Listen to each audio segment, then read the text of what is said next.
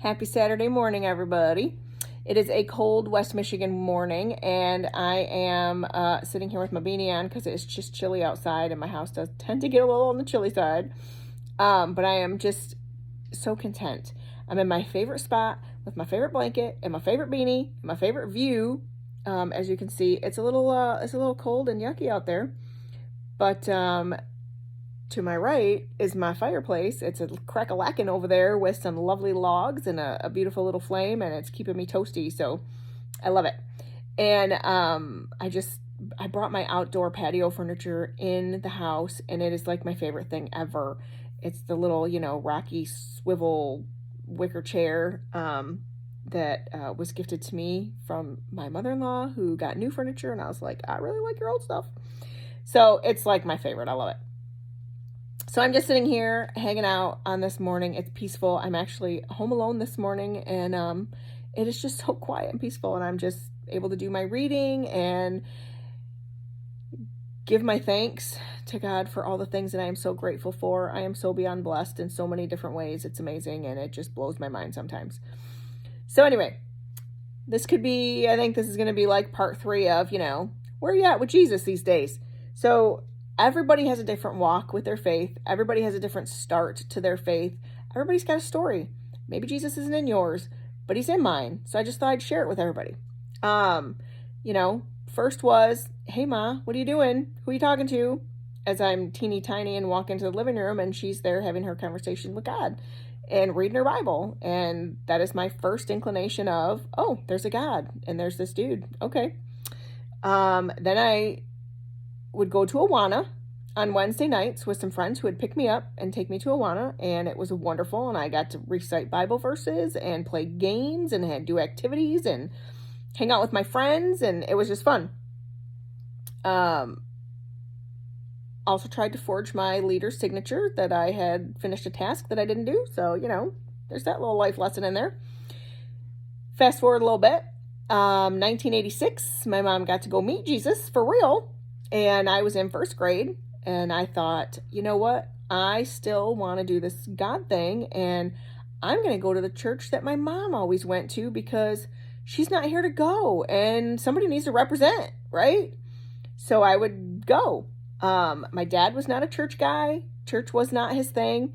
So there was this woman who would transport some kids home after Sunday school to wherever they lived within, a certain area or whatever. I lived in the next town over, so she would bring me home after Sunday school, but I had to get there.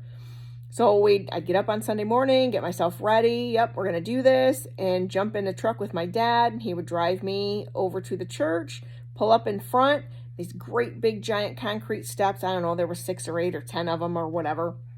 And then they had this big, huge, concrete porch and maybe some pillars. I don't quite remember.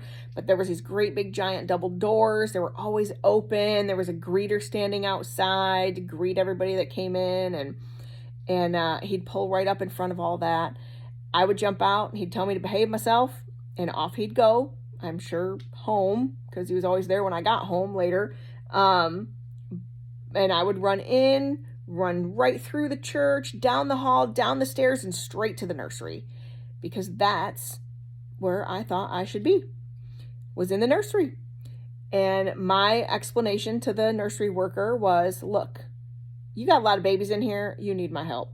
I'm here to help you help these kids. This is my deal.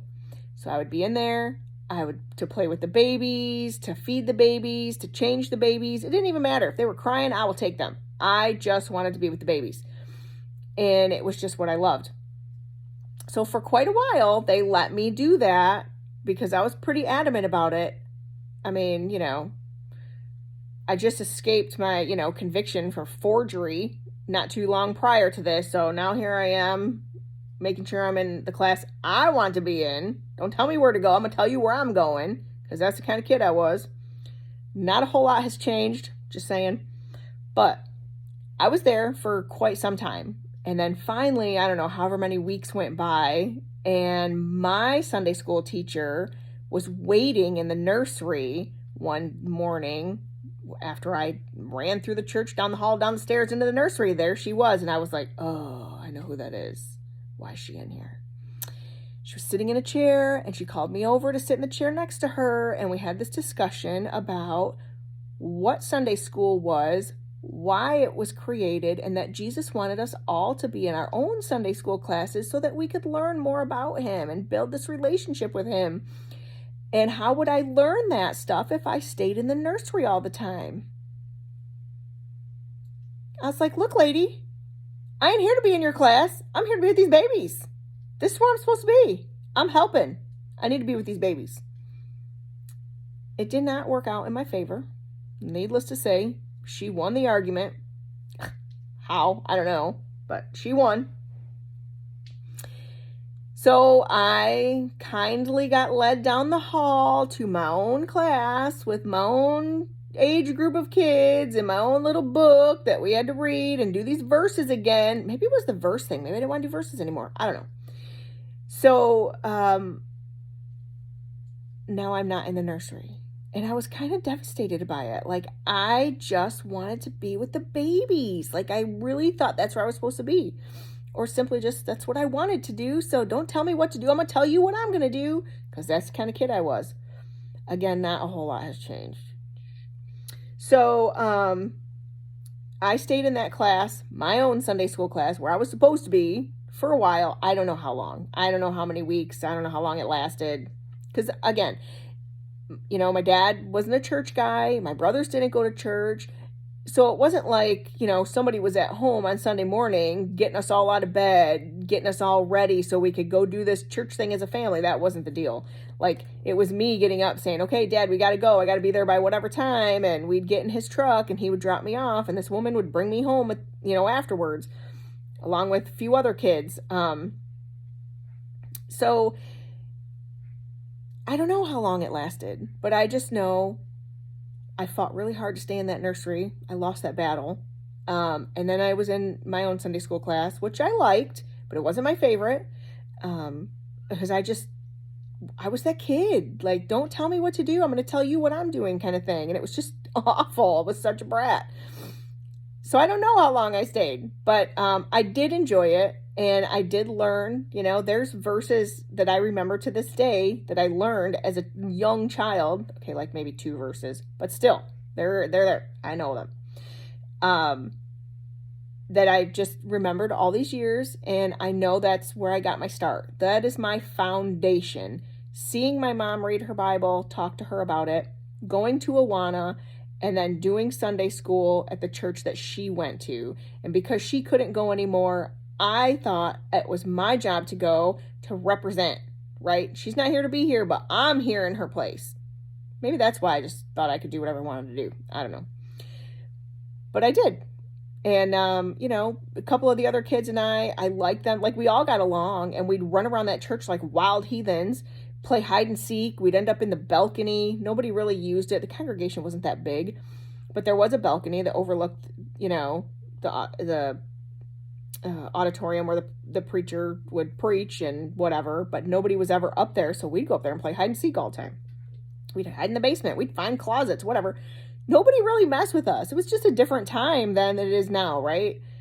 I feel like, anyway. So we just did whatever, but I always felt so comfortable there, safe, secure. The people were nice. There were never any issues. Like, it was just where I was supposed to be at that time, I suppose. Not that I realized it then, but I know it now. Like, I know that that's part of my fabric. Those were puzzle pieces that are fitting my puzzle together, right? So even from a young age, I absolutely wholeheartedly believe that God is working on us, and he puts us in situations and puts us down paths that we're supposed to go through, good, bad, or indifferent. I mean, my mom passing away, one of the worst times in my life, probably will be the worst time in my entire life, but it's something I had to go through. Why? I don't know. Do I hold it against God? No, I don't. Because I know where she's at, and I know that I'm going to see her again. So I have peace about it. But I know that there are others out there. There are so many of you out there that have lost loved ones, siblings, children, your parents who were your best friends, what have you, or just your best friend. It happens. Death is inevitable. None of us are getting out of this world alive. But when Jesus takes people way too soon, in our opinion, we tend to hold it against him, and that's not what we're supposed to do. There's always a lesson in everything. He doesn't do these things, out of spite or meanness or to punish anyone. It was their time to go home. Simply put, it was just their time to go home. And while we're left here with a broken heart and pieces to pick up that we can't even lift, it's okay. Because at some point we will be able to lift those pieces. And until then, we have to lean and rely on God in the meantime. I don't know why he decided to take my mom. She was 36 years old. I have no idea. She had a 7-year-old daughter and 2 sons and a husband. She had a great family. But it was her time. And that's okay. It wasn't okay then, in my opinion. Like, there's a whole lot of childhood trauma. But I have been able to overcome it. And I'm still a firm believer. And I love Jesus more than anything in the whole world.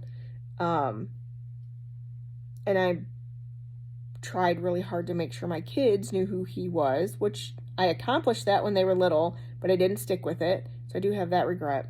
But I believe that, again, he's doing a work in their life that only he can do. So, sorry. So it's different for everyone. And no matter what, things in our life aren't done on purpose or for him to be mean. And I think it's just important for everyone to know that and understand that. As hard as it is, it's a hard lesson. I get it. But it happens. None of us are getting out of this alive. Period. Not a damn one of us. And we never know when it's our turn or the person next to us' turn. So it's just, I don't know. I don't know how to make you understand that or people to come to terms with that, but I know I have, and it's probably the best thing that I've ever been able to do in my life. So as far as that goes, that'll be part 3 for me. Having my dad drop me off at church, doing the church thing, trying like hell to stay in the nursery versus do anything else, and getting a ride home from some church lady every Sunday. But it was my beginning. That's part of my fabric and how I've been able to create a relationship with the Lord and continue on today. I'm 45 years old, and if I did not have that relationship with God, I probably wouldn't be here talking to you people right now. So I'm grateful, very grateful, and I'm very blessed. And you all are too. And I just hope that you know it and that you seek him. And have a great day, everybody. And try to stay warm. It's chilly here in West Michigan. See ya.